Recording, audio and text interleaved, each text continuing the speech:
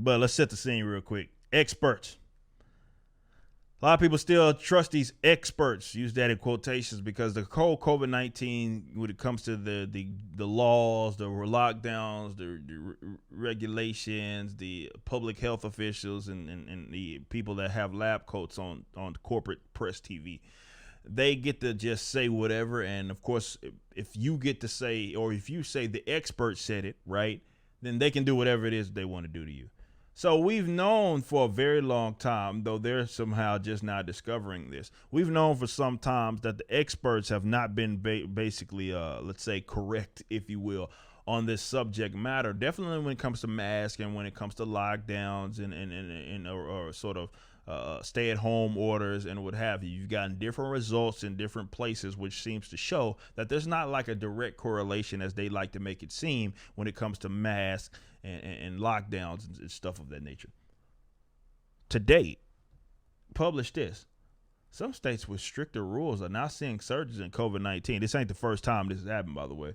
While many others rush to reopening are experiencing sizable drops, the numbers have left experts scratching their heads. And before we play a little bit of this, remember Fauci was asked this question, if I'm not mistaken, on CNN, and he didn't have an answer either. He's like, they were asking him, how do they explain like these lower numbers out here in Texas with those this Texas reopen? And he's like, yeah, it can be kind of confusing. Oh, you think? But let's listen. Call it a COVID conundrum. In states with the strictest measures in the country, like Michigan, Pennsylvania, and much of New England, cases are on the rise. While in the South, states like Arkansas and Texas that have reopened businesses and ripped away mask mandates are seeing their numbers drop. I'm announcing today that the statewide mask mandate will be lifted. People and businesses don't need the state telling them how to operate. First of all, Greg Abbott is a piece of garbage. I just want to get that out there. Imagine if he took that position the entire time. It's almost like I'd been saying that back in, February. Explain the apparent contradiction. One theory, differences in testing rates. Alabama has experienced one of the biggest dips in reported infections, more than 50% in 2 weeks. But it's also dead last in the U.S. for COVID testing, only 56 tests per 100,000 people. That's a fraction of what you'll find in places. So basically, they're now they're concerned with the testing, right? Now they're concerned with the accurate testing when it comes to it. Now, obviously, when it shows an explosion, that is not due to, of course, that's accurate testing when they can show the explosion. But when they show the dip, well, there's got to be something else going on. Let's continue on. Like Vermont, Massachusetts, and New York, where numbers are surging. How much does lack of adequate testing have to do with the numbers that we're seeing right now? When you don't test, you're blind. And when you're not testing, you have a false sense of what the real problem is in your community. And this is funny that they say that, because this was a case that not necessarily me, but I saw other creators and stuff in this space that were bringing this up. They were like, would people know? And this is a great question. Would people know what was going down if it wasn't this mass form of testing? Would you even know there was a pandemic? And it was such a good question. And when you consider it worded like that, would we? Maybe there would be an uptick here, maybe in like some places with a hospitalization or two. But you'd have to agree, like in some capacity, mass testing, which we've done for nothing else. We've done for nothing else. There's nothing, no other virus or anything that we have tested for like we do for COVID, where it's everywhere. You can get tested everywhere. You need to get tested everywhere in a lot of senses. We don't do that for anything else. So, yeah, of course there's going to be positive. And then not to even mention with the PCR tests and their inaccuracies or accuracies, depending on what way you look at it. So would you even know? And this is why some people like, don't go get tested. Like, if you're not sick, don't get tested. Just don't do it, because your numbers get utilized to inflate the numbers. Because think about it, guys. We don't do that for anything else. We don't do testing like we do for COVID or like we have done for anything else. Really, in modern history. Another theory, COVID fatigue. In Michigan, where people are just coming out of lockdown for the first time in months, cases are up more than 100% as demographics shift. What's different in this wave is these are younger individuals between the ages of 30 and 60, the vast majority of which are not currently vaccinated. Since one was 30 and 60, young, all right, whatever. I mean, yeah, I guess 30 is the new 20, but holy shit. Texas, on the other hand, began reopening its doors months ago and just jammed 40,000 people into the Rangers ballpark. Oh, yeah, that's what I like to hear. Masks. Absolutely. A lot of individuals in the southern part of the U.S., and especially here in Texas, have already been exposed to the coronavirus. So many individuals already have coronavirus antibodies. That leads us to the risk. It's almost as if there had been actual experts who had said that should have been what happened before.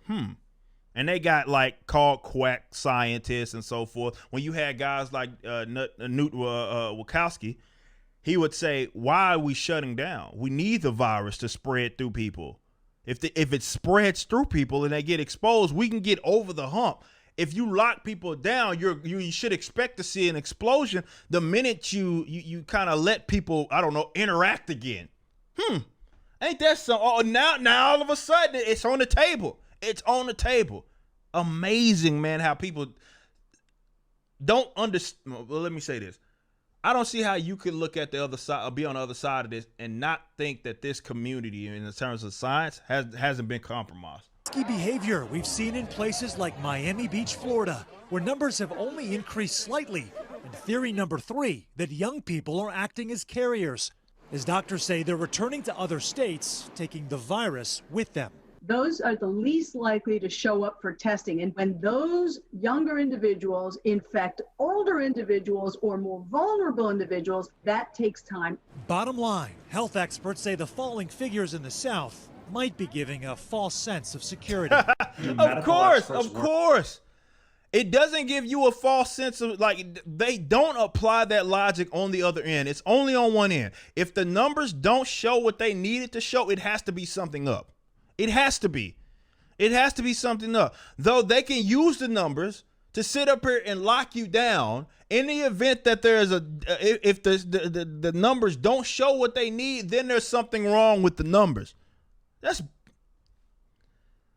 Let's try to finish it. Is emboldening those leaders who said this is a good idea to loosen restrictions. Didn't I say this? They always get these guys in like these coats and stuff, these experts. You put on a coat and you put them in a corporate press. They get to say whatever, and we're supposed to listen to them as if they're the only fucking doctors that exist. We worry about if there's a perfect storm brewing. If we remember, this virus always takes 10 to 14 to 21 days to develop. We might just be seeing the early effects of that right now. All right, well, Texas has been open for a month, so that doesn't even make sense. Yeah, a lot of those southern states are also quite a bit warmer, too, so people are outside might be a little bit safer. What about the variants? That's got to play a role here. Here we go. Variants, some more variants. Too, Sam. A significant role. Michigan, for example, Savannah, has a very high prevalence of the UK strain. That's also true of states like Minnesota. Both of them have seen cases skyrocket. But Savannah, there are outliers as well. In Florida, where I am, there are more documented cases of the UK strain here than any other state in the country by far. And yet, so far, a 17% increase in the last 2 weeks. Very small compared to some of these other states. Savannah? All right. So basically, there's just a million reasons and they don't know. But one thing they won't ever concede is that maybe they got it wrong. That's not even an option.